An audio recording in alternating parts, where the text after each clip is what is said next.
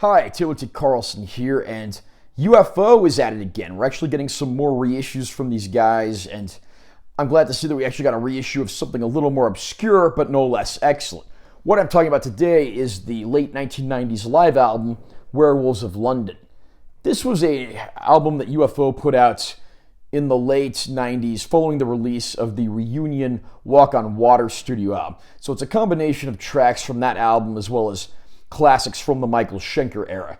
The lineup on this album is the same as the lineup that was on that album, although drummer Andy Parker was replaced with Simon Wright, who'd previously played with Dio and AC/DC. I'm going to unbox this release and I'll share my opinions. Got this cover art here. This is a little different than the original cover art from the CD. It looks like they were paying homage to Strangers in the Night, and perhaps rightfully so. Here's the spine. Back cover's got our track list. This is a 2-disc set. Here's the inner flap. Got photos of the band members and credits and so forth. Got some nice photos there as well. We open this up the rest of the way. We've got some excerpts over here from Paul Raymond, as well as someone who ran a UFO Appreciation Society. Our discs are in the middle. There we've got our track list, songwriting credits, and so forth. Here's a close-up of disc 1.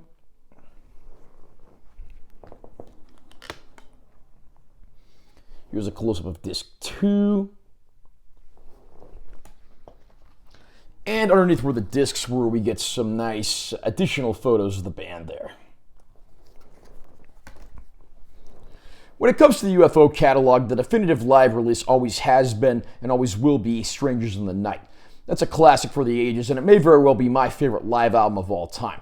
But UFO's actually made several more live albums that a lot of people don't know about or are a little more obscure. Werewolves of London certainly fits into that category.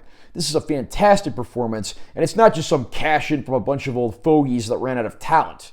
This is a genuinely good performance, and I'm glad to see it get reissued. I don't even know if I ever owned this on CD prior to this reissue, but I am happy to see it get its just dues here. The performances of the classic UFO songs are certainly spirited and high energy. Of course, we get rock bottom with the extended Michael Schenker guitar solo, because what live UFO concert would be complete without that?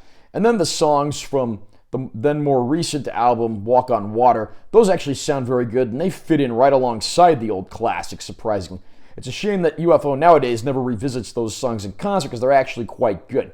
I do have to say, if you are a fan of the band, this is an incredible release, and I'm glad to see it finally get its just dues. This comes very highly recommended, and if you're a fan of the group, don't pass this by. Are you a fan of UFO, and where would you rank Werewolves of London in the band's live catalog? Comment down below and let me know what you think. Also, remember to subscribe to this channel for more content. I'm always posting new videos, and be sure you give this one a like if you found it helpful. I'm Taylor T. Carlson. I'll see you next time.